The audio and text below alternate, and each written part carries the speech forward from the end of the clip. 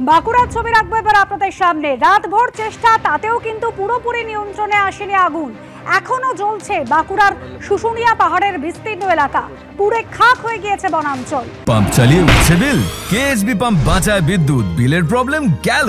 বিদ্যুৎ সাশ্রয়কারী জার্মান টেকনোলজিতে তৈরি কেএসবি পাম্প, পয়সা বাঁচাও, টেনশন ভাগাও। তবে এখনো আগুন নেভানোর কাজ চালিয়ে যাচ্ছেন বনকর্মী এবং দমকল কর্মীরা। গতকাল সকালে শুশুনিয়া পাহাড়ের পূর্ব অংশে আগুন নজরে আসে। দ্রুততা ছড়িয়ে পড়ে পাহাড়ের ওপরের দিকে। হাওয়া ছিল, সেই কারণে আগুন ভয়াবহ চেহারা নেয়। ব্লোয়ারের সাহায্যে সেই আগুন নিয়ন্ত্রণে আনার চেষ্টা চালানো হচ্ছে।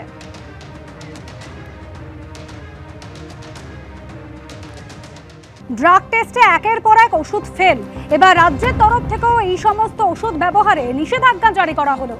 সরকারি বেসরকারি হাসপাতাল, খুচরো পাইকারি দোকান অবিলম্বে এই সমস্ত বিতর্কিত ওষুধ ব্যবহার এবং বিক্রির ক্ষেত্রে নিষেধাজ্ঞা জারি করা হলো, না হলে লাইসেন্স বাতিলের হুঁশিয়ারি দেওয়া হয়েছে। সরকারি হাসপাতাল থেকে বিতর্কিত ব্যাচের ওষুধ সরানোর নির্দেশ। বিতর্কিত ওষুধ ব্যবহার বন্ধে বেসরকারি হাসপাতালকেও নির্দেশ দেওয়া হয়েছে।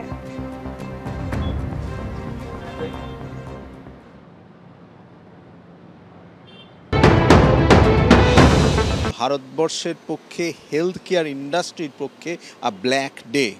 এই পরপর দুদিন ধরে যা যা ঘটনা সত্য আমাদের সামনে উঠে দাঁড়িয়েছে, তাতে আমরা শিহরিত।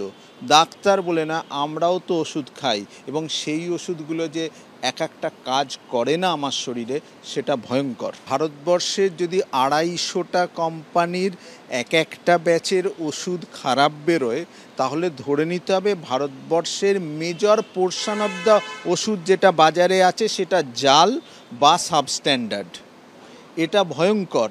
যদি 250টি কোম্পানি বলেন যে এটা ওয়ান অফ ইনসিডেন্টস, একটা আপৎকালীন টেস্টিংয়ে যদি এটা ধরা পড়ে, তাহলে এক্ষেত্রে সরকারের অ্যাপ্রোচ জিরো টলারেন্স, লাইসেন্স বাতিল, আপ টু ক্রিমিনাল নেগলিজেন্স, এই 3টে পয়েন্টের দিকেই এগোনো উচিত। এটা নিয়ে আমরা ভীষণ চিন্তিত।